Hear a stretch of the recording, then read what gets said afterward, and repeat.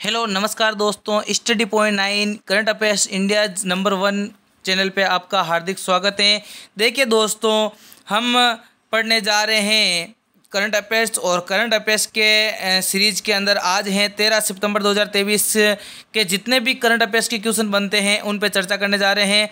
और हम मैप के साथ पढ़ेंगे और स्टैटिक जीके भी आपके साथ मैं साझा करूँगा, ठीक है। और हर ऑप्शन के डिटेल आपको दी जाएगी। उनसे पहले मैं आपसे गुजारिश कर लेता हूं कि यदि हमारे चैनल पर नए हैं तो चैनल को सब्सक्राइब जरूर कर लीजिए और बेल आइकन को प्रेस कर लीजिए। वीडियो को आखिर तक जरूर देखिए, ठीक है। तो हम क्लास के शुरुआत के अंदर जिस प्रकार से डेली बेसिस के ऊपर हम रिवीजन करते हैं पिछली क्लास का, तो पिछली क्लास का रिवीजन करने जा रहे हैं कि हाल ही में किस देश ने चंद्रमा लैंडर SLIM लॉन्च किया है। तो वो देश हो जाएगा जापान। कौन सा देश हो जाएगा? जापान देश के द्वारा जो चंद्रमा का लैंडर है SLIM लॉन्च किया गया। नई दिल्ली G20 शिखर सम्मेलन के दौरान भारत में ने G20 की अध्यक्षता किस देश को सौंपी? तो वो सौंपी है ब्राज़ील को। G20 शिखर सम्मेलन में बिहार के किस मधुबनी कलाकार ने मधुबनी पेंटिंग को प्रदर्शित किया? वो है शिवा शंकरी। हाल ही में स्वच्छ वायु सर्वेक्षण 2023 में सबसे स्वच्छ हवा के लिए किस शहर को शीर्ष स्थान हासिल किया है? तो वो है मध्य प्रदेश का इंदौर शहर। किस राज्य के राज्यपाल ने 37वें राष्ट्रीय खेलों के लिए मशाल का शुभारंभ किया है? तो वो किया गया है गोवा के द्वारा। नेक्स्ट है, आंध्र प्रदेश राज्य के किस पूर्व मुख्यमंत्री को कौशल विकास निगम घोटाले के सिलसिले में गिरफ्तार किया गया है? तो वो है चंद्रबाबू नायडू। प्रतिवर्ष विश्व ईवी दिवस कब मनाया जाता है? तो वो मनाया जाता है 9 सितंबर को। US ओपन टेनिस टूर्नामेंट 2023 का महिला एकल का खिताब किसने जीत लिया है? तो वो है कोको गॉफ। और US ओपन 2023 का पुरुष एकल का खिताब किसने जीत लिया है? तो वो है नोवाक जोकोविच। अब मैंने इन दोनों क्वेश्चन की जो आपके लिए जो PPT तो बन चुकी है, आज दोपहर या शाम तक मैं आपको इससे के ऊपर आपको प्रमुख जो टेनिस टूर्नामेंट होते हैं 4, American Open, French Open, US Open, Australian Open, इन चारों के ऊपर आपको डिटेल से इनका वीडियो बना के आपको डाल दूंगा, ठीक है। ओनली 5 मिनट का वीडियो होगा, 5 या 7 मिनट का, ठीक है।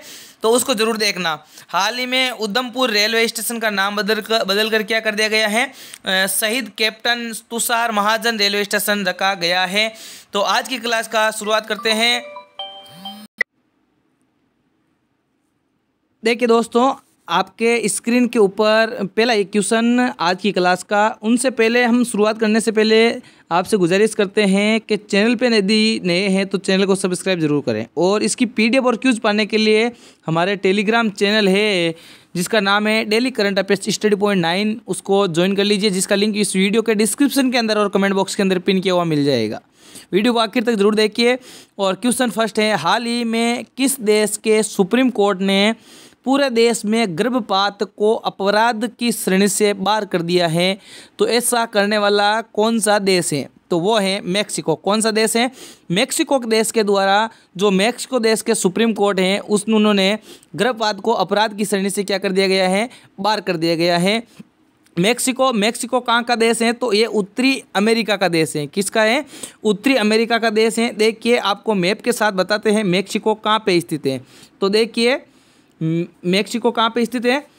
तो देखो, यहाँ पे है आपके मेक्सिको, और फिर है यहाँ पे USA, और यहाँ है कनाडा। ये 3 देश इसके अंदर प्रमुख है उत्तरी अमेरिका के अंदर। और तीनों देश की अलग अलग विशेषता है। जैसे मेक्सिको और अमेरिका को अलग करने वाली जो नदी है वो है जो रियो ग्रांडी नदी। कौन सी नदी? रियो ग्रांडी नदी है जो मेक्सिको और USA को अलग करती है। और कनाडा और जो USA को अलग करने वाली नदी है वो है सेंट लॉरेंस नदी। कौन सी नदी है? सेंट लॉरेंस नदी है, ठीक है। इस प्रकार से अलग विशेषता है इसकी। और इसके अंदर ये प्रमुख 3 ही देश हैं, ठीक है ना, प्रमुख रूप से। और जो वर्तमान में जो FIFA मेंस वर्ल्ड कप 2026 का आने वाले दिनों के अंदर होने वाला है 2026 का, क्योंकि 2024 का तो कहाँ पे हुआ? कतर के अंदर। और 2026 का होने वाला है वो किसके अंदर होने वाला है? इन तीनों देशों के अंदर ही होने वाला है। मेक्सिको, अमेरिका और कनाडा, इन तीनों के अंदर होने वाला है, ठीक है। देखो, अब मेक्सिको के सुप्रीम कोर्ट ने पूरे देश में गर्भपात को अपराध की श्रेणी से क्या कर दिया गया है?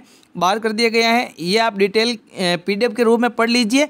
जो मेन एग्जाम की दृष्टि से जो है वो आपके सामने मैं बता देता हूँ। देखो, इनसे संबंधित जो ऑप्शन के फैक्ट देख लेते हैं। जैसे अदर फैक्ट्स हैं, चाइना अभी हाल ही में 2 चाइल्ड पॉलिसी जो है उसको क्या कर दिया है, समाप्त कर दिया है। और जर्मनी से यदि बात करें तो परमाणु संयंत्र जितने भी है ना, वो जर्मनी ने बंद करने का आह्वान किया है। और अमेरिका की बात करें तो अमेरिका ने अभी हाल ही में जो समलैंगिक विवाह है उसको क्या किया है, अधिनियम लेके आए हैं। और दूसरा है आर्टेमिस 2 मिशन जो है वो किससे संबंधित है, अमेरिका से संबंधित है। तो इसका क्वेश्चन का सही आंसर तो हो जाएगा मेक्सिको। ठीक है, चलते हैं नेक्स्ट वीडियो जो हमारे क्वेश्चन के ऊपर। तो नेक्स्ट क्वेश्चन नंबर 2 है, हाल ही में एशियाई तटरक्षक एजेंसियों के प्रमुख की बैठक कहाँ पे आयोजित की जा रही है।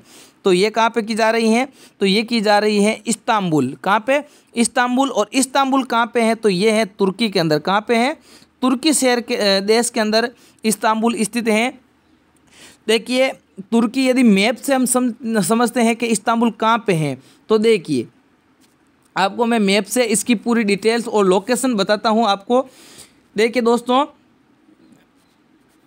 देखो यहाँ पे है तुर्की। तुर्की कहाँ पे है, हम समझते हैं कि एशिया में होगा तुर्की। तो देखो, तुर्की एशिया के अंदर है, लेकिन तुर्की का एक हिस्सा है जो सबसे बड़ा शहर है वो किसके अंदर है, यूरोप के अंदर है। कहाँ पे है, यूरोप के अंदर है। तुर्की के पास ही आपको देखने को मिलेगा कैस्पियन सी से सीमा लगाता हुआ और ब्लैक सी से सीमा लगाता हुआ आपको तुर्की मिलेगा। और इधर रेड सी से सीमा लगाता हुआ आपको ये, और मेडिटेरियन सी से आपको सीमा लगाता हुआ आपको ये तुर्की मिल जाएगा। ठीक है, और अरेबियन सी से भी ये सीमा लगाता है। तो इस प्रकार से ये 5 समुद्रों के बीच में बसा हुआ तुर्की देश है। ठीक है, और ये एशिया महाद्वीप के अंदर टोटल पूरा तुर्की है जो एशिया महाद्वीप के अंदर है, लेकिन एक सबसे बड़ा शहर है इसका इस्तांबुल, जो कहाँ पे पड़ता है, यूरोप के अंदर पड़ता है। ठीक है, तो 2 महाद्वीपों में बसे हुए यदि देश की बात करें तो एक तो है तुर्की और दूसरा है जो रूस है। ठीक है, रूस के अंदर भी जो अलास्का वाला हिस्सा है वो यूरोप के अंदर है, और रूस का जो संपूर्ण हिस्सा है वो किसके अंदर है, वो एशिया के अंदर है। ठीक है, आगे समझ में आपके। चलो अब चलते हैं। देखो, यहाँ पे इन दोनों को अलग करने वाली जल संधि है ना, तुर्की जो मेन तुर्की है और उसको जो शहर है इस्तांबुल, इन दोनों को अलग करने वाला जो जल संधि है वो है बॉस्फोरस जल संधि। ठीक है, और इस हिस्से को क्या कहा जाता है, तुर्की को, एशिया वाला हिस्से को, इसे कहा जाता है अनातोलिया। ठीक है, और यहीं पे स्थित है अनातोलिया का पठार। कौन सा पठार है, अनातोलिया का पठार यहीं पे स्थित है। ठीक है, चलो देखो फिर आता है कि किसकी मीटिंग हो रही है यहाँ पे, तो ये हो रही है एशिया तटरक्षक एजेंसियों के प्रमुख की बैठक। ठीक है, तो इनसे बैठकों से संबंधित यदि बात करें तो ऑप्शन के अंदर देखो आप, हिरोशिमा आपको नजर आ रहा है। तो हिरोशिमा के अंदर अभी जापान का शहर है, यहाँ पे क्या आयोजित हुआ, G7 आयोजित हुआ। नई दिल्ली की बात करें तो यहाँ पे क्या संपन्न हुआ, G20 समिट हुआ। ठीक है, और जकार्ता के अंदर क्या संपन्न हुआ, तो आसियान जो शिखर सम्मेलन है वो कहाँ पे संपन्न हुआ, जकार्ता इंडोनेशिया के अंदर। ठीक है, देखो इसकी डिटेल बात करें तो आईसीजी की ये हो रही है। आईसीजी इंडियन कोस्ट गार्ड भी यहाँ पे गए थे, पर हमारे जो प्रमुख हैं राकेश पाल वो गए थे। आईसीजी की स्थापना 1978 के अंदर, 78 के अंदर हुई थी, और मुख्यालय है वो भारतीय तटरक्षक मुख्यालय कहाँ पे है, नई दिल्ली के अंदर है। वर्तमान में अध्यक्ष है वो है राकेश पाल। और इस्तांबुल के अंदर होने वाली ये कौन सी मीटिंग है, तो ये है 19वीं मीटिंग। ठीक है, चलो नेक्स्ट क्वेश्चन की ओर चलते हैं। नेक्स्ट क्वेश्चन नंबर 3 आपकी स्क्रीन के ऊपर, हाल ही में वर्ष 2022 के शांति स्वरूप भटनागर पुरस्कार के लिए कितने वैज्ञानिकों को चुना गया है। तो कितने वैज्ञानिकों को दिया जा रहा है शांति स्वरूप भटनागर पुरस्कार, तो ये दिए जा रहे हैं 12 लोगों को। कितने वैज्ञानिकों को, 12 वैज्ञानिकों को 2022 का शांति स्वरूप भटनागर पुरस्कार दिए जा रहा है। ठीक है, देखो 2022 के अंदर शांति स्वरूप भटनागर पुरस्कार पाने वाले 12 वैज्ञानिक हैं, 12 वैज्ञानिकों को चुना गया है। और ये विज्ञान के क्षेत्र के अंदर भारत का क्या है, सर्वोच्च पुरस्कार है। कौन सा पुरस्कार है, भारत का सर्वोच्च पुरस्कार है विज्ञान के क्षेत्र के अंदर। और ये CSIR के द्वारा दिया जाता है 45 वर्ष से कम आयु के वैज्ञानिकों को, यदि जीव विज्ञान, रसायन विज्ञान, गणित, भौतिकी, चिकित्सा, इंजीनियरिंग, पृथ्वी, वायुमंडल, महासागर और गृह विज्ञान, ये संबंधित जो भी है इनके अंदर जो श्रेष्ठ काम करता है उन वैज्ञानिकों को दिया जाता है। और इस पुरस्कार के अंदर कितने रुपए दिए जाते हैं, 5 लाख रुपए नगद दिए जाते हैं। ठीक है, चलो नेक्स्ट क्वेश्चन की बात कर लेते हैं। एशियाई खेलों में किसे भारतीय खिलाड़ी को भारतीय पुरुष क्रिकेट टीम के प्रमुख कोच के रूप में नियुक्त किया गया है? तो वो किया गया है VVS लक्ष्मण। किसे किया गया है? VVS लक्ष्मण को हमारे भारतीय खिलाड़ी जो भारतीय पुरुष क्रिकेट टीम है उनके कोच के रूप में चुने गए हैं। देखो VVS लक्ष्मण की बात आई है तो इनकी एक प्रसिद्ध पुस्तक है 280 एंड बियॉन्ड। कौन सी पुस्तक है? 280। ये एग्जाम के अंदर पूछी जाती है, आपको पता होगा। एक मिनट, बैग चला गया। देखो 280 बियॉन्ड, कौन सी? 280 बियॉन्ड नाम से पुस्तक है जो VVS लक्ष्मण की पुस्तक है। ठीक है, चलो आगे चर्चा कर लेते हैं क्वेश्चन नंबर 5 की। सेफ अंडर 16 जो सेफ अंडर 16 चैंपियनशिप 2023 का खिताब किस टीम ने जीत लिया है? तो ये जीत लिया है हमारे भारत ने। किसने जीत लिया है? हमारे भारत ने जीत लिया है। जो दक्षिण एशियाई के खेलों के अंदर यदि अंडर 16 जो 16 साल से कम उम्र के बच्चे हैं उनका मैच होता है, उस चैंपियनशिप के अंदर हमारे भारत के द्वारा इसको जीत लिया गया है। ठीक है, चलो आगे चलते हैं। डेनियल तूफान ने किस देश में भारी तबाही मचाई? ये क्वेश्चन है कि किससे संबंधित है? तूफान से संबंधित है। और डेनियल तूफान है वो किस देश के अंदर भारी तबाही मचाई है? तो ये मचाई है लीबिया के अंदर। कहाँ पे मचाई है तबाही? लीबिया के अंदर। और इसके अंदर 2000 लोगों के मरने की क्या है? संभावना है। 2000 से अधिक लोग यहाँ पे मरने की संभावना, आशंका है या मर चुके हैं। ठीक है ना, इस तूफान के प्रभाव से। डेनियल तूफान कहाँ पे आया? लीबिया के अंदर। अब प्रमुख तूफान की बात करें तो म्यांमार की बॉर्डर पे आपको पता होगा म्यांमार के अंदर कौन सा तूफान आया था? मोचा तूफान। कौन सा? मोचा जो चक्रवात है वो कहाँ पे आया था? म्यांमार के अंदर आया था। और इसके अंदर भारत के द्वारा सहायता भेजी गई थी किस ऑपरेशन के तहत? तो ऑपरेशन करुणा के तहत। कौन सा ऑपरेशन? ऑपरेशन करुणा के तहत जो म्यांमार को हमने क्या भेजी थी? सहायता भेजी थी।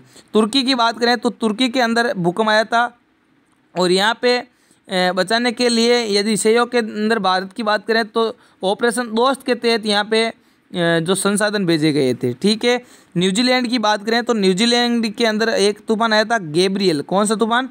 गैब्रियल तूफान कहाँ पे आया था? तो ये आया था न्यूजीलैंड के अंदर। ठीक है, चलो नेक्स्ट क्वेश्चन की बात कर लेते हैं। नेक्स्ट क्वेश्चन है क्वेश्चन नंबर 7। उनसे पहले देखो इसकी डिटेल भी है। लीबिया राजधानी त्रिपोली और मुद्रा है जो लीबियाई दिनार है। राष्ट्रपति यहाँ पे मोहम्मद अल मैनफी हैं। ठीक है, और यहाँ की सरकार है लीबिया की, उन्होंने क्या लगा दिया है? भारी बारिश के कारण यहाँ पे कर्फ्यू की भी घोषणा कर चुके हैं। ठीक है, चलो नेक्स्ट क्वेश्चन की बात करें। Question number 7। हाल ही में किस राज्य सरकार ने नंद बाबा दूध मिशन को लागू करने के लिए समिति बनाई है?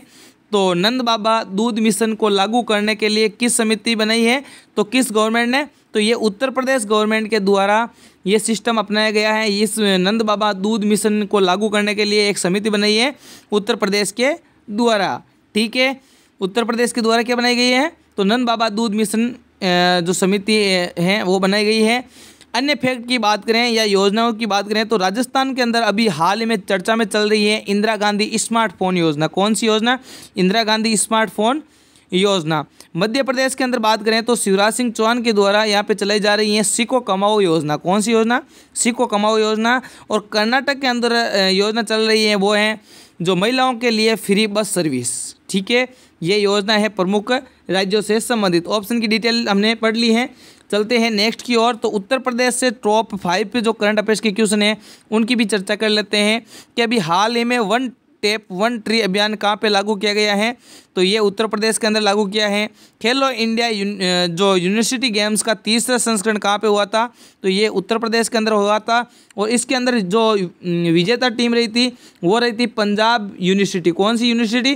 पंजाब यूनिवर्सिटी। और ये आपके परसों के एग्जाम जो 11 तारीख को आपके एग्जाम थे सेकंड शिफ्ट, इसके अंदर ये पूछा गया था खेलो इंडिया यूनिवर्सिटी गेम्स का तीसरा संस्करण के अंदर कौन सी यूनिवर्सिटी टॉप पे रही? तो पंजाब यूनिवर्सिटी। ठीक है, बंदर वन कहाँ पे बनने जा रहा है? तो लखनऊ के अंदर। शिकायत निवारण सूचकांक के अंदर टॉप राज्य कौन सा है? तो उत्तर प्रदेश। अमराहो ढोलक का यहाँ पे GI को भी दिया गया है उत्तर प्रदेश को।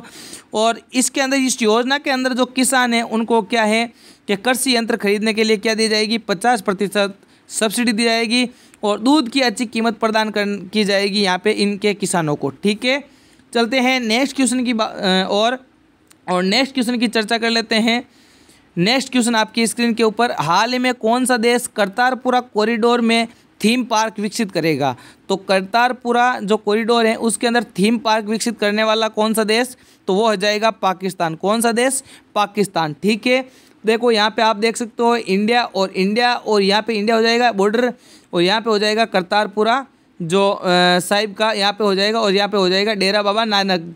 ठीक है, तो यहाँ पे बनने जा रहा है आप हमारे जो करतारपुरा कॉरिडोर, और पाकिस्तान के द्वारा ये विकसित किया जाएगा थीम पार्क के रूप में। ठीक है, बात कर लेते हैं कुछ फैक्ट की। देखो यहाँ पे ये एक नदी दिखाई दे रही है आगे आपको, तो ये नदी कौन सी है? तो ये नदी है सिंधु नदी। कौन सी नदी है? सिंधु नदी है, जो यहाँ पे क्या नहीं रावी नदी है, ठीक है ना, सॉरी सिंधु नदी ये यहाँ से है, और ये है हमारी रावी नदी जो यहाँ पे बॉर्डर बनाती है। ठीक है, और ये अमृतसर है, यहाँ पे आप देख सकते हो अमृतसर, जहाँ पे वो जलियांवाला बाग हत्याकांड हुआ था।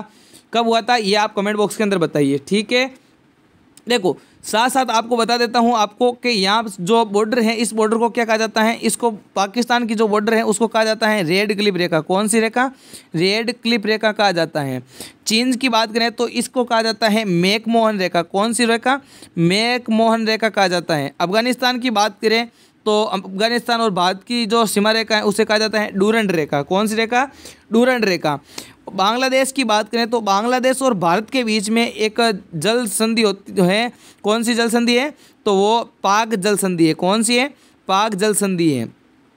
तो आप कमेंट के अंदर बताइए, मैंने 1-2 दिन पहले आपको बताया था भारत और बांग्लादेश के बीच एक विवाद का जो बिंदु है वो कौन सा बिंदु है? ठीक है, जल्दी बताइए, मैं आपको वापस बताता हूँ, जल्दी बताइए कौन सा है?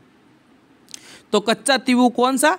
कच्चा तीवू है। ठीक है, कच्चा तीवू जो द्वीप है भारत और बांग्लादेश का जो मुख्य बिंदु है जो यहाँ पे चर्चा में रहता है एनी टाइम। ठीक है, अब देखो पाकिस्तान की बात आई है तो पाकिस्तान की राजधानी इस्लामाबाद हो जाएगी। पाकिस्तानी रुपये यहाँ की मुद्रा है। आरिफ अलवी यहाँ के राष्ट्रपति हैं, और वर्तमान में यहाँ पे जो प्रधानमंत्री शहबाज शरीफ ने होके यहाँ पे अनवर अल हक है जो वहाँ पे कार्यवाहक प्रधानमंत्री के रूप में कार्य कर रहे हैं। ठीक है, चलते हैं। देखो एक ये याद रखना आपको, ये मैंने करंट के अंदर बताया था।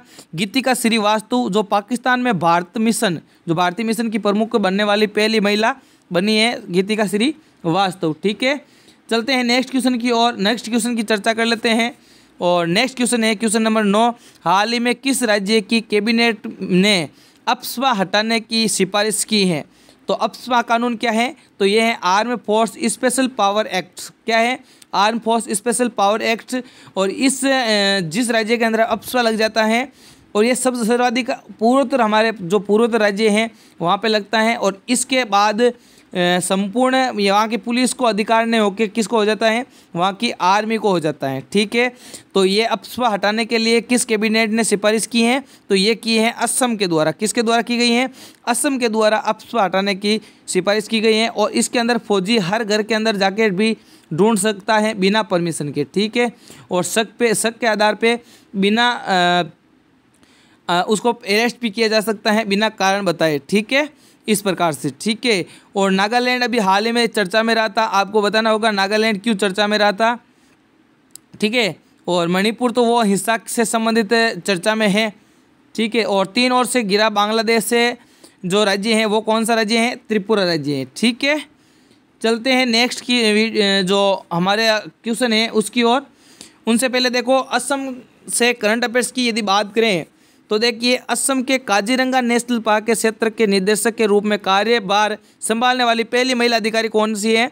वो है सोनाली घोष। कौन सी है? देखो ये आपको वेरी इंपॉर्टेंट क्वेश्चन है, आपके हर एग्जाम के अंदर पूछे जा सकते हैं, क्योंकि ये क्वेश्चन जो मैं करंट अफेयर्स के साथ साथ जो हर स्टेट के 5-7 क्वेश्चन आपको लेके आता हूँ करंट अफेयर्स के, वो वेरी इंपॉर्टेंट क्वेश्चन ही लेके आता हूँ। तो देखो सोनाली घोष हैं, वो कौन है? काजीरंगा नेशनल पार्क है जो कहाँ पे है? असम के अंदर है। वहाँ निदेशक के रूप में कार्यभार संभालने वाली पहली महिला अधिकारी हैं। उसके बाद है Guinness book of world record. किसका? ब्यू फेस्टिवल। तो ये चर्चा में रहता है ब्यू फेस्टिवल। एग्जाम के अंदर ब्यू फेस्टिवल के बारे में पूछा जाता है, कहाँ पे मनाया जाता है? तो असम के अंदर मनाया जाता है। और राज्य के सबसे लंबे फ्लाईओवर का उद्घाटन भी किया गया है कितना 2.63 किलोमीटर। ठीक है, देखो दुनिया की सबसे लंबी क्रूज सर्विस कहाँ पे चल रही है, तो ये चल रही है बनारस से डिब्रूगढ़। तो ये भी आपको इम्पोर्टेंट क्वेश्चन है, आपको यहाँ पे स्टार लगा लो, वेरी वेरी इंपॉर्टेंट है। ठीक है, दुनिया की सबसे लंबी क्रूज सर्विस है जो बनारस और डिब्रूगढ़ के मध्य चली थी। पूर्वोत्तर भारत की पहली अंडर वाटर टनल कहाँ पे, ब्रह्मपुत्र नदी के ऊपर। कहाँ पे, ब्रह्मपुत्र नदी के ऊपर। देखो ये आप देख सकते हो, ब्रह्मपुत्र नदी चाइना से होते हुए ये हमारे भारत के अंदर प्रवेश करती है, और भारत के अंदर कहाँ से प्रवेश करती है, तो ये अरुणाचल प्रदेश से यहाँ प्रवेश करती हैं। और किस दरे से, यांग्याप दरे से। किस दरे से प्रवेश करती है, यांग्याप दरे से प्रवेश करती हैं। और यहाँ पे इसे क्या कहा जाता है, दिबांग कहा जाता है। क्या कहा जाता है, दिबांग। और असम के अंदर आने पर इसे क्या कहा जाता है, ब्रह्मपुत्र नदी कहा जाता है। और इसकी अनेक वितरिकाएँ हैं। और यहाँ पे आके इधर से गंगा नदी आती हैं, यहाँ से गंगा नदी प्रवेश करती हैं, और बांग्लादेश के अंदर ये दोनों यहाँ पे मिल जाती हैं। और इसके बाद यहाँ पे मेघना धारा के रूप में चलती हैं।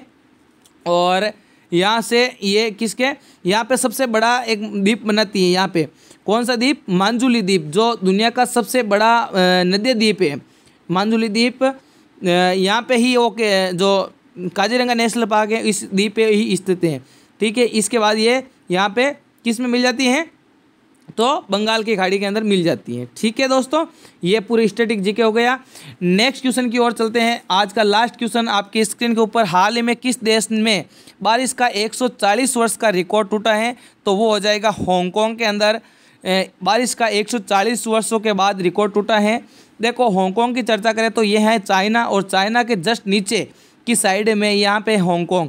और चाइना जो इस पे अधिकार जताना चाहता है, और ये हांगकांग को अपना ही हिस्सा मानता है, लेकिन हांगकांग अलग से हिस्सा है। ठीक है, अलग से देश है, लेकिन चाइना इसे क्या कहता है कि ये हांगकांग हमारा हिस्सा है। ठीक है, यहाँ पे आपको देखने को मिल जाएगा हांगकांग। देखो चलते हैं नेक्स्ट क्वेश्चन की ओर, जो आपको ऑप्शन के साथ नहीं वन लाइनर के फॉर्मेट के अंदर लेकर आया हूँ। हाल ही में किस देश ने आधिकारिक रूप से 3 सितंबर को सनातन धर्म दिवस घोषित किया है, तो वो हो जाएगा अमेरिका। हाल ही में launch fire on the Ganga life among the dead in Banaras नामक पुस्तक के लेखक कौन है, तो वो है राधिका अयंगर। आपको ये भी आपको इम्पोर्टेंट क्वेश्चन है, आपको याद करना है।